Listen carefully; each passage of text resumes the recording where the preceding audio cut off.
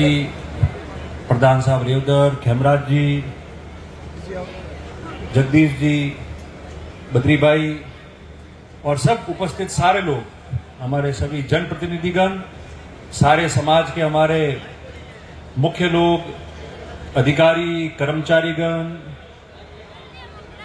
महाराज गुंदव बावसी और गोपाल जी, तमाम लोग सब आगे, सारे लोग इसमें आगे, और यहाँ उपस्थित सभी समाज के हमारे बुजुर्ग, सभी नौजवान साथी, बाहर बड़ी तादाद में बैठी हमारी माताएं, बहनें, सब युवाजन, छात्र छात्राएं, छोटे बच्चे और उपस्थित कार्यक्रम में सारे हमारे सम्मानजनक समाज के सारे सम्मानीय लोग, आप सबको हाथ जोड़ के बहुत बहुत राम राम भाई।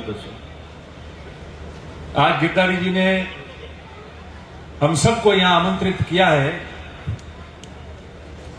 और एक अवसर दिया है कि सारे लोग, पूरे इस क्षेत्र के लोग, केवल आपके 24 गांव के राठौर पट्टी के नहीं, जो प्रमुख लोग, अन्य लोग भी समाज के जो बाहर से आए हैं, उनको, साधु संतों को, सबको एक अवसर दिया है कि सब एक साथ में यहां बैठे, अपने विचार साझा किए, एक दूसरे को मिले, और काफी समय बाद अगर कोई मिला भी है तो उसको ये अवसर प्राप्त हुआ कि वो एक दूसरे को मिले।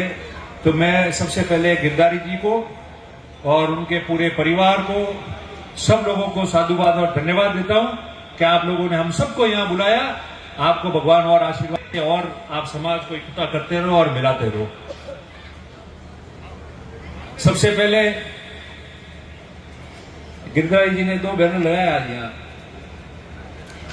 एक तो है जीवित गंगा थाली वाली, पहले इसकी बात करते हैं। तो माता पिता को निश्चित तौर पर हम सबका फर्ज बनता है, हमको हमारा जमाना हमारे माता पिता दिखाते हैं, बड़ा करते हैं, तकलीफ पाते हैं, इस लायक बनाते हैं कि हम पढ़ लिख के बड़े बने, अच्छा व्यापार करें, अच्छे उद्योगपति बने, अच्छे व्यापारी बने, अधिकारी कर्मचारी बने। तो निश्चित तौर पर उनके जीवित रहते वो जब देखते हैं कि मैंने जो परिश्रम किया और मेरी संतानों को, मेरे बच्चों को मैंने उस लायक बनाया है, तो उन्होंने आज मेरा सर, माता पिता का, दोनों का इतना गौरवान्वित किया है पूरे समाज में कि उस लायक बनने के बाद में लोग द्वारका जी ले जाते हैं, 4 धाम की यात्रा करते हैं, सब जगह लेके जाते हैं, और आने के बाद में वो जब रिश्तेदारों को, समाज को, यार दोस्तों को, साधु संतों को, सबको बुलाकर जब कार्यक्रम करते हैं, तो उस माँ बाप के मन में कितनी बड़ी खुशी होती होगी कि आज मेरे बेटे ने इतना बड़ा होने के बाद मुझे इतना अच्छा जमाना दिखाया कि इस उम्र में ये सब नजारा देखकर उनकी उम्र और ज्यादा अच्छी बढ़ जाती है, और वो लोग धन्यवाद देते हैं कि मेरे बेटे को मैंने इस लायक बनाया, तो उसने हमारा ये काम किया। तो मैं समझता हूं कि ऐसे अवसर सादगी से होने चाहिए। जिसकी क्षमता होती है वो अच्छा खर्चा करता है, मगर खर्चा बड़ा करने का मतलब भी ये नहीं होता कि हम लोग ऐसी एक व्यवस्था तय कर देंगे, दूसरा कोई व्यक्ति जो समकक्ष नहीं है और खर्चा नहीं कर पाता, तो वो व्यक्ति अगर अपने माँ बापों को घुमा के लाता है, दर्शन करा के लाता है और इतना बड़ा खर्चा नहीं कर पाए, पर वो समाज के, हमारे कुछ समाज के लोगों को, मुख्य लोगों को, सबको बुलाता है, तो उसको प्रतिस्पर्धा के रूप में कभी नहीं देखना चाहिए। और न देखो ना आप लोग बोलो, जिसकी जो क्षमता है वो वैसे काम करेगा, उसका ध्येय ठीक रहना चाहिए, उसका मन ठीक रहना चाहिए कि वो सामान्य है, वो इतना खर्चा कर नहीं पाता, फिर भी उसने अपने माँ बाप को यात्रा कराने के बाद में भले कम लोगों को याद किया, मगर उन्होंने कुछ रिश्तेदारों को और समाज के लोगों को याद किया है, तो ये व्यक्ति भी धन्यवाद का पात्र है। भले वो इतना बड़ा टेंट लगावे कि नहीं लगावे, वो जरूरी नहीं है। आजकल हम प्रतिस्पर्धा के रूप में देखते हैं, कोई होता है तो हम लोग कह देते हैं वने तो अतरू कीधु तो नाने तो कोई नहीं कीधु, उससे मतलब नहीं है। उसका मन कितना मजबूत है कि मैं छोटा व्यक्ति भले हूं, सामान्य हूं, मगर मैंने मेरे माँ बाप को मैं 4 धाम की यात्रा करा के और सब जगह से लेके आया हूं, पर मेरी क्षमता के अनुसार मैंने सबको याद किया और मेरे माँ बापों को अच्छा महसूस कराया कि आपने मुझे इस लायक बनाया। तो जिस लायक भी मैं हूं, मैंने उतना जरूर किया है इस रूप में हम लोगों को देखना चाहिए, तब जाके एक अच्छे समाज का निर्माण होता है और अच्छी बातें उस समाज के और घर के बारे में लोग कहते हैं। दूसरी बात, कहां गया हूं, दूसरा बैनर स्नेह मिलन, उसमें लिखा है 1 दिवसीय देवासी समाज का स्नेह मिलन समारोह, जिसमें बालिका शिक्षा, छात्रावास, राजनीतिक चर्चा, सामाजिक कुर्तियां, उसके बारे में चर्चा करने के लिए काफी चर्चा सब लोगों ने मंच पे की। मैं आ रहा था बाहर से, जब कैमरा जी का भाषण चल रहा था तो सुनते सुनते आ रहा था, चलते चलते सबको मिलते हुए उस भाषण को। बालिका शिक्षा, छात्रावास, ये सब के बारे में आप लोग जानते हो। अब 20 साल पहले जो बात करते थे वो आज भाषण नहीं रहा है।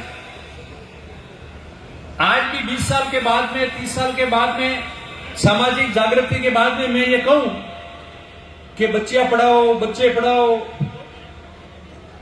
समाज घर मजबूत होगा, बच्ची पढ़ेगी, 2 बेटी जो जाएगी तो दोनों घरों को बेटी सुखी रखेगी।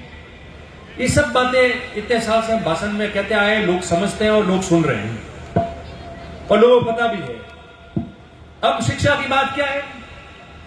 अब शिक्षा की बात यह है कि जो छात्रावास आपने बनाए हैं, जिनका संचालन आप कर रहे हो, जो बालिका शिक्षा हम लोग दे रहे हैं, वो आगे कितनी मजबूत हो और कैसे हमारे काम आए। वो छात्रावास जो आप लोगों ने आज नहीं, पहले भी छोटे मोटे बनाए, पैसे देके खर्च करके उनको इतना बड़ा बनाया, भव्य रूप दिया है, उनका मेंटेनेंस कैसे हो, कई जगह उनके रखरखाव कैसा हो, बिजली का बिल टाइम पे भर जाए, फर्श टूट गया है वो ठीक हो, शौचालय ठीक रहे, उसकी व्यवस्था एकदम ठीक रहे, तो जो पैसा हमारे लोगों ने उस पर खर्च किया है वो खराब नहीं जाए और उसकी व्यवस्था निरंतर चलती रहे। सबसे ज्यादा उस पर ध्यान देना और सब लोगों को उसी के लिए वो पैसा देना है। सालाना कोई फिक्स पैसा रखवाओ ताकि उसका मेंटेनेंस और वो काम अपने आप होता रहे, बार बार मांगना नहीं पड़े और सोशल मीडिया पे लिखना नहीं पड़े, क्योंकि कोई तो लिखता है सही के लिए कि ये काम करना है और कोई इसलिए लिख लेता है कि वो लिख रहा है इसलिए लिख लेता है कि अगले ने लिखा है तो मेरे को कुछ लिखना ही है आज, तो वो लिख लेता है हाँ कुछ नहीं हो रहा है, कुछ नहीं हो रहा है, वो खुद कुछ नहीं करता है मगर वो लिखेगा। हमारी व्यवस्था हमको तय करनी है, हमारे समाज की बात समाज में कैसे रहे, बंद मुट्ठी की बात रहे, हमारी इज्जत हमारी गरिमा हमारे हाथ में रहती है, उसको तय करना हमारा काम है। तो मैं समझता हूं कि इनके रखरखाव कैसे हो आप उसका ध्यान दो। और दूसरा, छात्रावास तो अब सब जगह बन रहे हैं, इतने सक्षम और सब समझदार हो गए कि लोग बना ही रहे, उसकी बात करने की आवश्यकता नहीं है। मगर एक बात मैं कहता आया हूं और आज मैं वापस कह रहा हूं, कैमरा जी यहां बैठे, बाबू श्री तीरगिरी जी, बाबू श्री खेम जी ने खूब मेहनत की, अलग अलग जगह छात्रावास बनाए, सारी चीजें की है।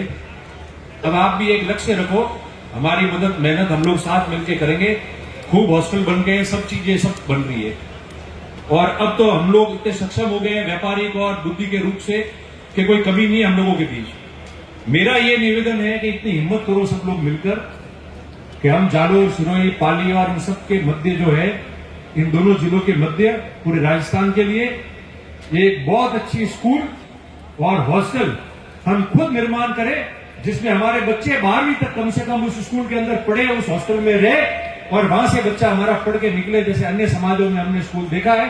तो ये नया काम होगा, हटके होगा और ये काम वर्षों तक सब याद आएगा। आज सक्षमता बन गई है, एक ही जगह पैसा लगेगा, एक ही जगह स्कूल बनेगी, एक ही जगह हॉस्टल बनेगी। जो समझदार, जो पढ़ा लिखा, जो अच्छा पढ़ेगा उसको नंबर के आधार पे वहां एडमिशन मिलेगा और वो बच्चा हमारी स्कूल जो हम संचालित करेंगे उससे बाहर निकलेगा तो पूरे विश्व के अंदर एक उदाहरण हमारा पेश होगा। आप लोग तय कराओ, आप लोग बैठ के बात करो, जैसा हमारी जहां सहयोग चाहिए होगा उसके लिए हम लोग तैयार है। एक निवेदन मैं आपको शिक्षा के नाम पे ये करना चाहता हूं। दूसरा, ये मैं अब 2 मिनट बंद रखना। दूसरा, सामाजिक कुर्तियों के बारे में आपने बात की है। अभी क्या लंबा चौड़ा विषय हो गया आजकल और सब चीजें हो गई है। मैं तो आपको एक छोटी सी बात कह के सारी बात समाप्त कर देता हूं इस मामले में। सबने कहा नशा बंद कराओ, जाजम पे नहीं होना चाहिए, मैं खुद मानता हूं, सब कुछ है, समय वो भी नहीं रहा है। टीटी जी बाबूजी ने कहा कि कैसा ओरिजिनल माल मिलता है, डुप्लीकेट मिलता है, मगर नशा तो लंबी थोड़ी लिस्ट होती है, सब तक सीमित रहता है, सब चीजें उसमें लागू होती है, खाली जाजम पे अमल ढूंढने की भी बात नहीं है। और आज भिनमार में मीटिंग की, साचौर में मीटिंग हुई, सबने मीटिंगें की, कब की? और उसके बाद में लोग अभी शादी के कार्ड, और शादी का सीजन आने वाला है, शादी के कार्ड में छपा रहे हैं। राजस्थान पुलिस के अधिकारी उसका आह्वान कर रहे हैं कि नहीं होना चाहिए, और धीरे धीरे सब समाज मीटिंग भी कर रही है और कार्ड में भी अलग अलग समाज के लोग छाप रहे हैं। मगर शुरुआत कहां से हुई गुरु? शुरुआत कहां से हुई? सबसे पहले इस जोधपुर संभाग में, इस जालौर जिले में पहला मामला पांचला में हुआ, और पांचला में रेबारी समाज के शादी के समारोह में हुआ, और शादी के समारोह में पुलिस के अधिकारी गए और उन्होंने कहा कि भाई ये गलत है, जाजम पे नहीं होना चाहिए, और ऐसा करोगे तो आगे भी तकलीफ आएगी। और उसके बाद में पुलिस ने आह्वान भी किया, वीडियो जारी किए, प्रेस नोट जारी किया, सबको कहा कि आगे शादियां आ रही है, आप लोग नहीं करना, नहीं तो कार्रवाई होगी। उनको भी धन्यवाद देते हैं कि उन्होंने आह्वान किया, मगर उससे भी धन्यवाद सबसे पहला रबारी समाज का है कि पुलिस गई, कार्रवाई की, एक छोटे बच्चे से लेके बुजुर्ग भी चू नहीं बोला। उन्होंने कहा कि ये तो रिवाज है, होता आया है, आज से आपने कहा है और आप सबके लिए लागू करोगे तो हम आपका सहयोग करने को तैयार है। किसी ने कोई विरोध नहीं किया, कोई हंगामा नहीं हुआ, कोई बात नहीं हुई, जबकि शुरुआत वहां से कराई थी तो किसी ने सोच समझ के कराई होगी। तो अगर किसी के मन में था तो उसकी बात मन में रही कि हमारे लोगों ने, समाज के लोगों ने कोई विरोधाभास बयान नहीं किया, कोई पुलिस के साथ झगड़ा नहीं किया, कोई बात नहीं कही, कोई उलझे नहीं, किसी ने कुछ नहीं किया। बहुत समझदार लोग वहां थे और उनसे ज्यादा समझदार थे जिन्होंने शिकायत करके भिजवाया था कि एक अच्छा आईपीएस ऑफिसर अच्छा काम कर रहा है, तो आज इनको, इनसे कई लोग होते हैं, इनको उलझा दो, ये उलझ जाएंगे तो इनके आपस में ही खाता पूरा हो जाएगा, बाकी सारे काम शुरू हो जाएंगे। मगर अब वो लोग नहीं रहे, ये इतने समझदार लोग सारे हो गए कि किसी ने कुछ नहीं किया, हाथ जोड़कर धन्यवाद किया कि हम आपका सहयोग कराएंगे, कोई विरोधाभास नहीं हुआ, और उन लोगों ने सहयोग किया, और उस सहयोग के बाद में पुलिस ने वीडियो जारी की। ये समझदारी की बात थी, और नहीं तो कईयों के मन में रह गई। शावला जी, रुडेराम जी सब बैठे नहीं, सारे लोग, कृष्ण जी, अमरा जी, सारे खेल तो उलझाने का था, पर वो भूल गए, ये सब समझदार हो गए, ये सब समझदार हो गए, सब जानते। अभी वो नहीं होगा जो कोई सोचता हो। एक अगर अच्छा अफसर अच्छा काम करता है तो उसके काम की तारीफ होगी, उसका सहयोग भी किया जाएगा, तारीफ कर भी रहे हैं, सहयोग भी कर रहे हैं। और इससे बड़ा सहयोग क्या करेंगे? शादी का अवसर, कोई अफसर आया है, रेड हो गई एक प्रकार से, फिर भी लोगों ने अपना खाना शुरू रखा, उन्होंने कार्रवाई की, किसी ने कुछ नहीं कहा, धन्यवाद देते हैं। और उसके बाद में ये सिलसिला शुरू हो गया कि उन्होंने आह्वान कर दिया कि अब ये जाजम पे कोई नहीं करेगा। तो अब वो समय नहीं रहा है, इसलिए आप लोग भी सावधान रहना, क्योंकि अभी जब तक मामला नहीं जमेगा ना, तब तक नया नया मामला होगा, और शादियों की सीजन आ रही है आगे जागरण की, तो सच्ची झूठी शिकायतें भी करेंगे। जो घर में नहीं कर रहा होगा उसके वहां भी भेजेंगे, आज तो वहां मौका है, थोड़ा जाना, कुछ नहीं करेगा तो भी जाएगा।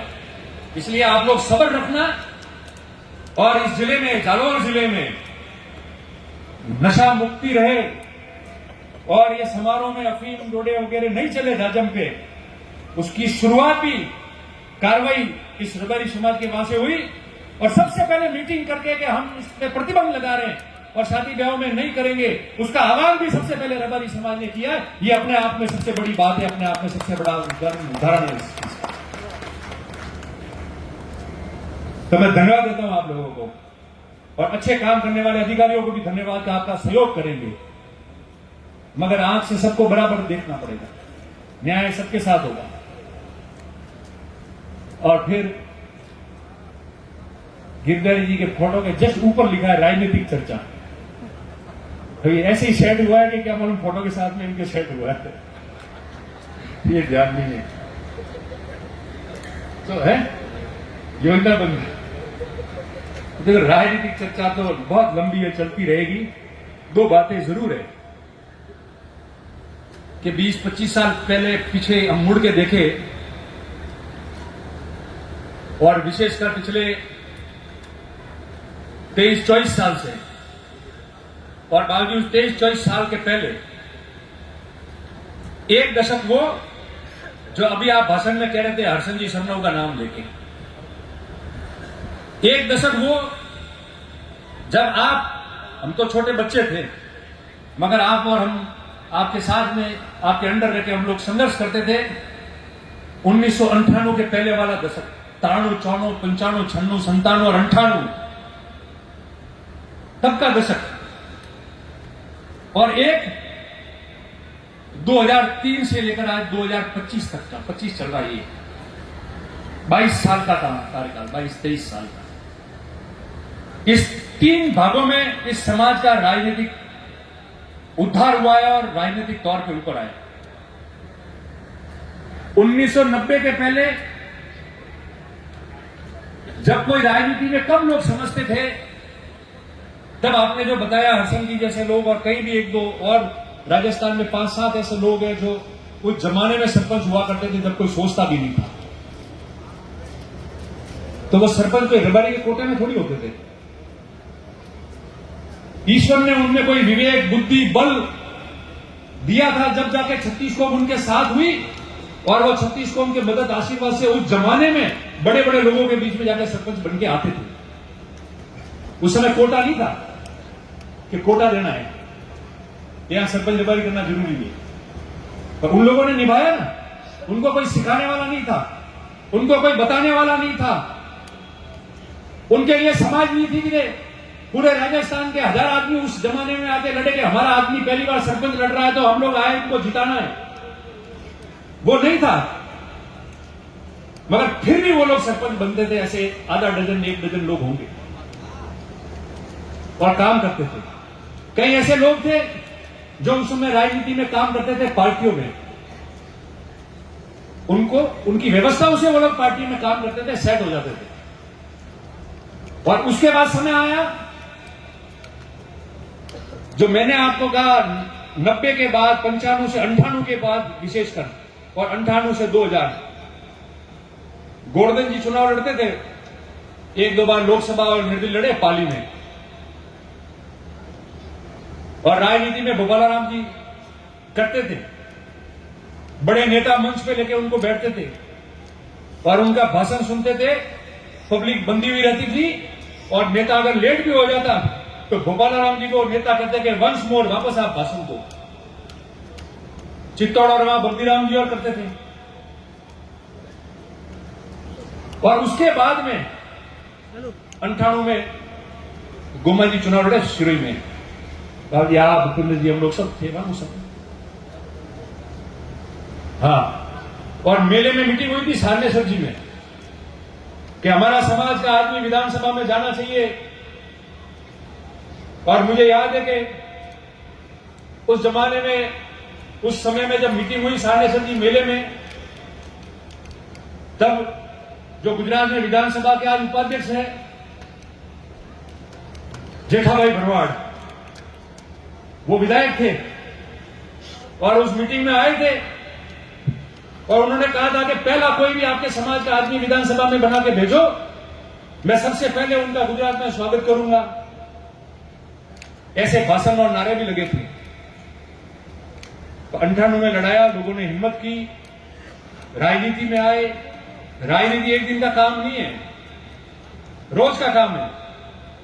और फिर 2003 में सबसे पहले ये देश आजाद होने के बाद राजस्थान में चुनाव लड़ने के लिए कोई बहुत बड़े राजनीतिक पार्टी का टिकट मेरे को मिला कम उम्र में।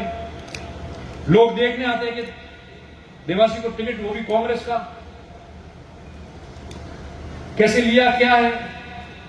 चुनाव लड़े गए, 8 में दो जने विधानसभा में पहुंच गए और जिनके हाथ में जो मौका आया उन्होंने काम किए।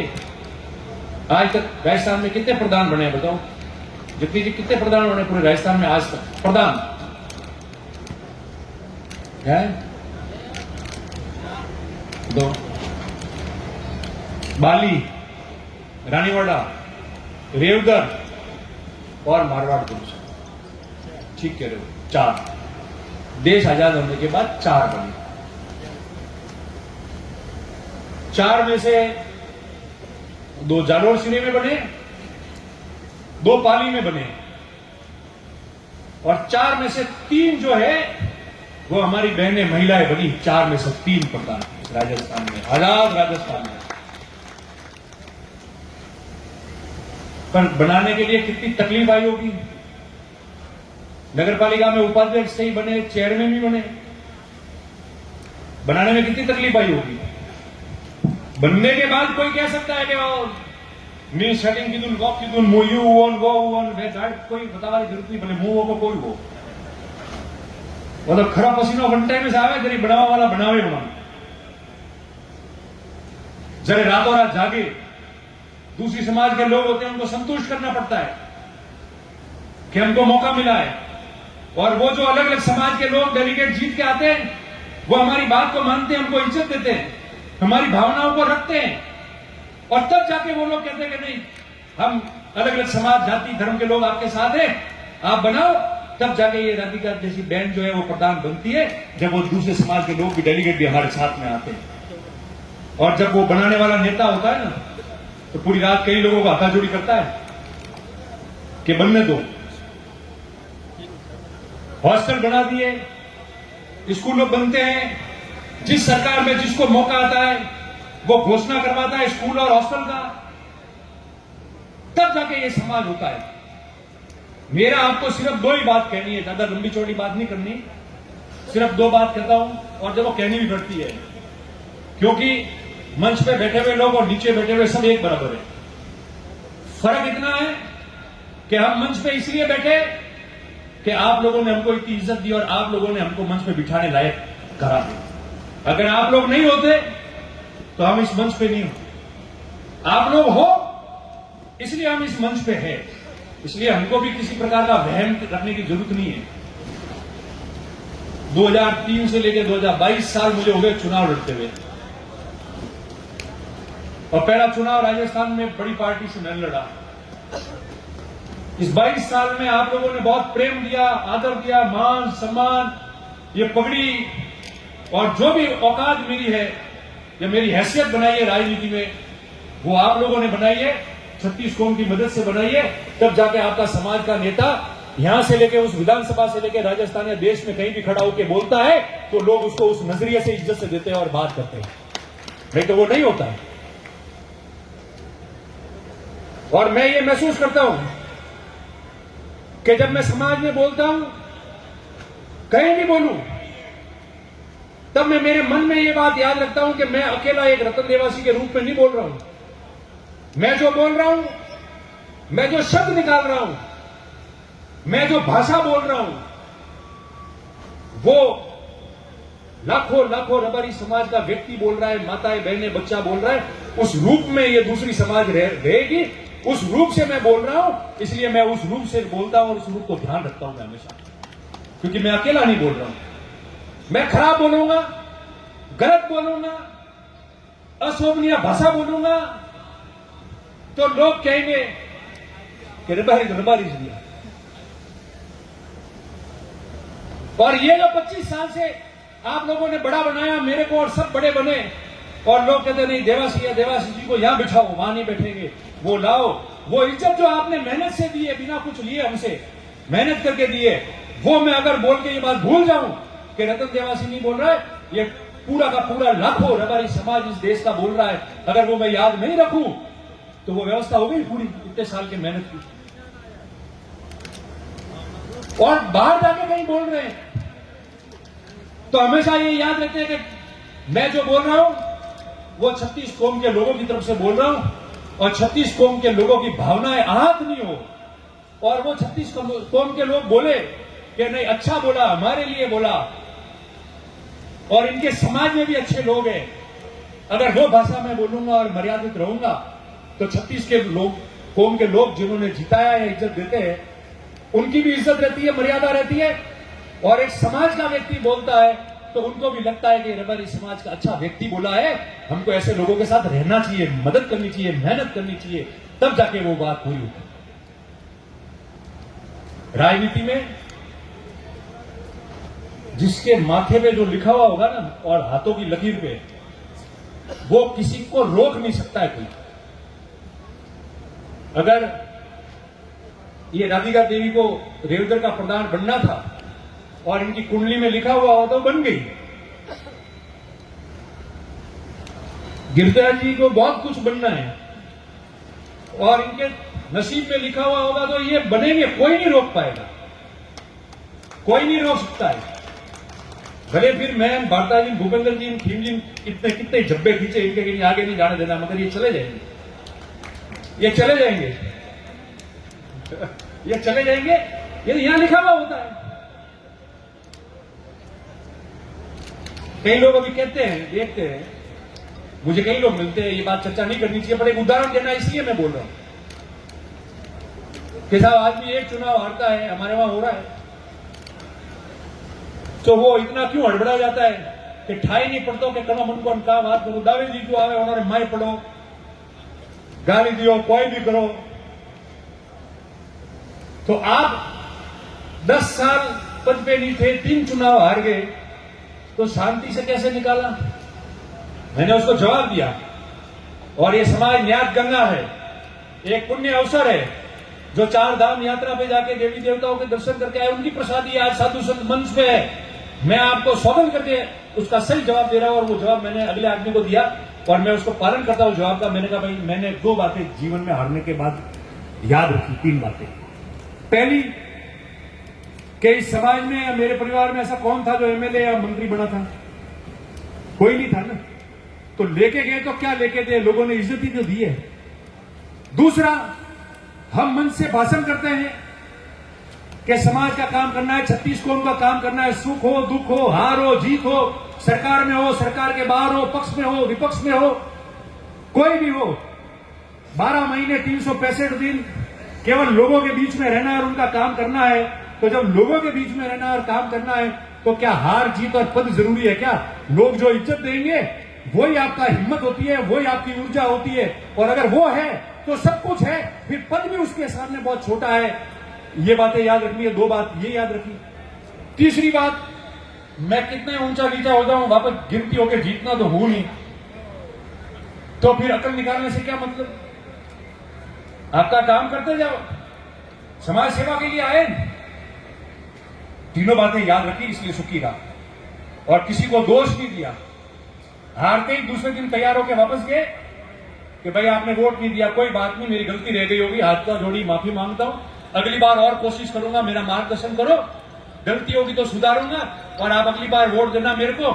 ऐसा हाथाजोड़ी करने से वोट आते हैं। आप लोग वोट लेते हो, आपने ध्यान कतरा दोरा वोट लेना वे और कतरा दोरा वोट मेहनत करने वे, तो ये करना पड़ता है। आरोप लगाने से, गालियां निकालने से, गलत भाषा का उपयोग करने से हम हमारे परिवार का आईना दिखाते हैं, मर्यादित नहीं रहते। मैंने भी तो झेला है ना, किसको कहे? ये विधानसभा चुनाव के पहले और बाद में 2 साल आपने नाटक नहीं देखे सारे, एक शब्द नहीं बोला, आज भी नहीं बोलूंगा, जिंदगी भर नहीं बोलूंगा। कितने मुकदमे कराए झूठे, कितने झूठे आरोप लगाए, वीडियो जारी किए, सबके फैसले आ रहे, सबने फैसले दे दिए, सच्चाई सामने आ गई। और शिकायत किससे हो? परायों से तो शिकायत हो सकती है, कोई दिक्कत नहीं, उनको ही नहीं की। अरे यहां तो मेरे को बर्बाद करने के लिए और ठेठ अंदर टेकने के लिए अपने खुद के शामिल थे। पर भगवान उनको और उनके परिवारों को सुखी रखे। कोई समाज का व्यक्ति हो, किसी ने कुछ भी कोशिश की हो मेरे साथ में, आम लोगों ने बहुत की, 2-4 मुट्ठी भर लोग थे वो, पर मुट्ठी भर लोग कुछ नहीं बिगाड़ सकते। जब ये सामने बैठा हुआ समंदर मेरे साथ है और लहरों में भी मुझे वो लोग ऊंची लहरों में लेके जाते हैं, तो मुट्ठी भर लोग जो है वो कोई कुछ नहीं बिगाड़ सकता। और उससे मैं विचलित भी नहीं होता, डरता भी नहीं हूं।